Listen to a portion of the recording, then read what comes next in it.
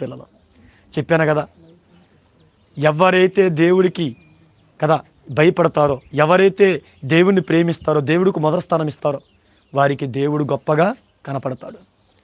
దేవుడు గొప్పగా కనపడిన వాడికి లోకంలో మరి ఏది గొప్ప కనపడదు. ఏదో అవసరానికి వాడుకోవటానికి ప్రకృతి అని ఆలోచించి ఆ తర్వాత దేవుడే గొప్ప కనపడినప్పుడు ఆయన ఇచ్చిన 66 పుస్తకాలు చాలా గొప్ప కనపడతాయి.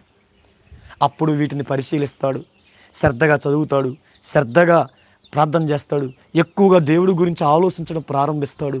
దేవుడు నన్ను ఎలా ఉండాలని కోరుకున్నాడు, నేను ఎలా ఉంటే ఆయన సంతోషిస్తాడు, ఎలా ఉంటే ఆయన ఘనత వచ్చింది, ఎలా ఉంటే ఆయన కీర్తి వచ్చింది, ఎలా ఉంటే ఆయనకి మహిమ వచ్చింది, ఎలా ఉంటే జీవగ్రంథంలో నా పేరు రాసుకుంటాడు, ఎలా ఉంటే తానున్న రాజ్యం నాకు ఇస్తాడు, ఎలా ఉంటే నా ఆత్మను మహిమగా చేస్తాడు, ఎలా ఉంటే నా ఆత్మను నశింపచేయక నిత్యజీవం నా ఆత్మకిస్తాడు అనేది కూడా మనిషికి అర్థమైంది.